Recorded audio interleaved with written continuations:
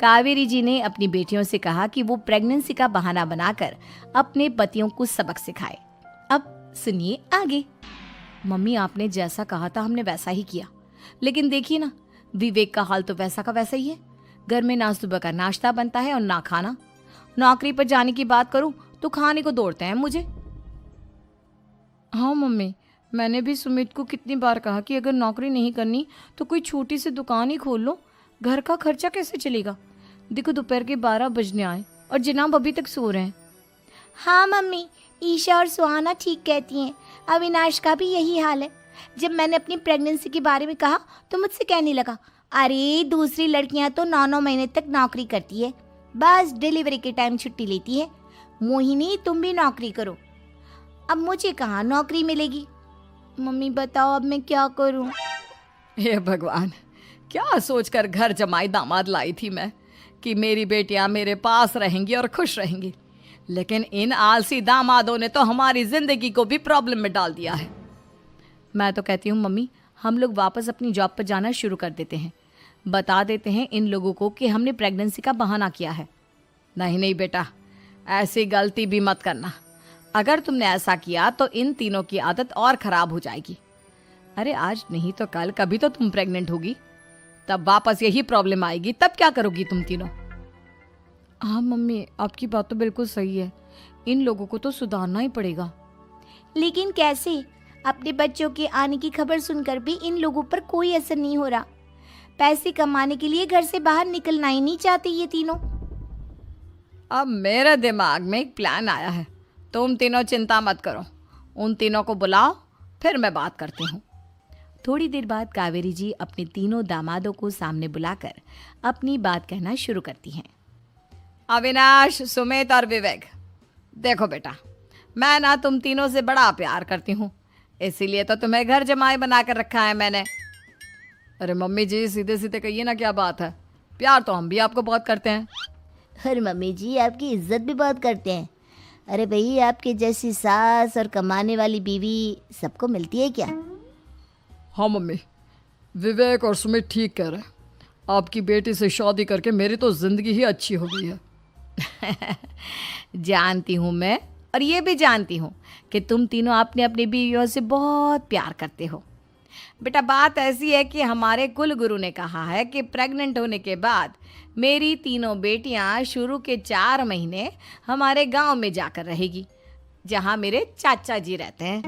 अरे लेकिन क्यों मम्मी, गांव में जाकर रहने की क्या ज़रूरत है इन तीनों को। वो क्या है ना बेटा, हमारे परिवार को एक श्राप है। अगर मेरी बेटियों ने यहाँ पर बच्चा पैदा करने की कोशिश की तो उनके बच्चों को कुछ भी हो सकता है। इसलिए अब से लेकर 4 महीने पूरे होने तक इन्हें गांव वाले घर में रहना पड़ेगा। हाँ तो इसमें प्रॉब्लम क्या है मम्मी जी? हम भी वहाँ जाकर रहेंगे, पिकनिक मनाएंगे। अरे भाई, बीवी जहाँ हम भी वहाँ। हाँ यार, आइडिया तो बहुत अच्छा है। शहर की ज़िंदगी में रह रहकर परेशान हो चुके हैं, अब कुछ दिन गांव में बिताएंगे। तुम लोग समझने की कोशिश क्यों नहीं करते। तुम में से कोई भी वहाँ नहीं जा सकता, और मैं यहाँ रहूँगी ना तुम तीनों के साथ। 4 महीने की तो बात है, उसके बाद ये तीनों ही लौट कर आ जाएंगी।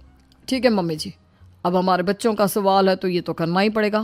कावेरी अपनी तीनों बेटियों को कुछ दिन के लिए घर से बाहर कहीं दूसरे शहर में रहने के लिए भेज देती है। कुछ दिनों के बाद, अरे मम्मी जी, बहुत दिन से पिज्ज़ा नहीं खाया, मंगवाइए ना। क्या बताऊं बेटा, पहले तो बेटियां खर्चा दे देती थी क्योंकि उनकी नौकरी थी, लेकिन अब तो मेरे पास पैसे ही नहीं बचे। थोड़े बहुत पैसे हैं जो बच्चों की डिलीवरी में काम आएंगे। लेकिन मम्मी जी, आपकी बेटियों को वापस आने में तो अभी बहुत वक्त बाकी है। वही सोच सोच कर परेशान हो रही हूँ।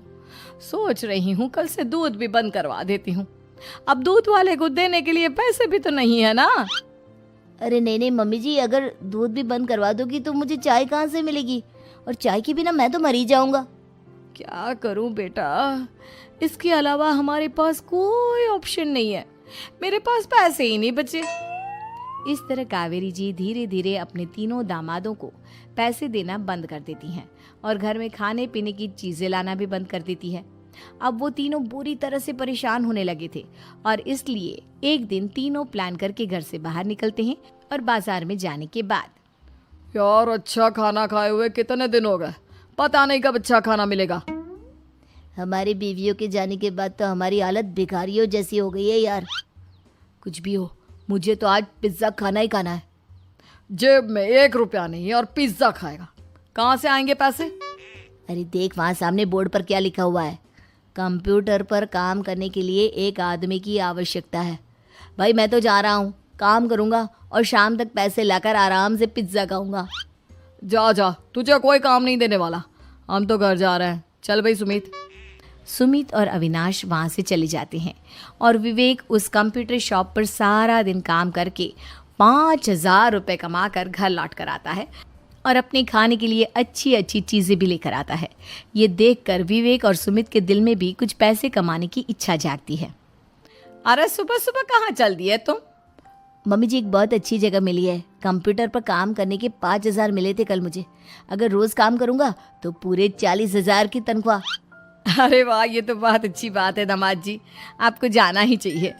सुमित और अविनाश विवेक को इस तरह तरक्की करते देखकर परेशान हो जाते हैं और वो दोनों भी काम की तलाश में निकल पड़ते हैं। धीरे धीरे उन दोनों को भी काम मिल जाता है। अब कावेरी के तीनों दामाद छोटी मोटी नौकरी करके अच्छा पैसा कमाने लगे थे। एक दिन कावेरी उन्हें अपने पास बुलाती है। अरे वाह, विवेक 40,000 कमा लेता है, अविनाश 60,000 और सुमित तुम भी 40,000 के आसपास कमा ही लेते हो।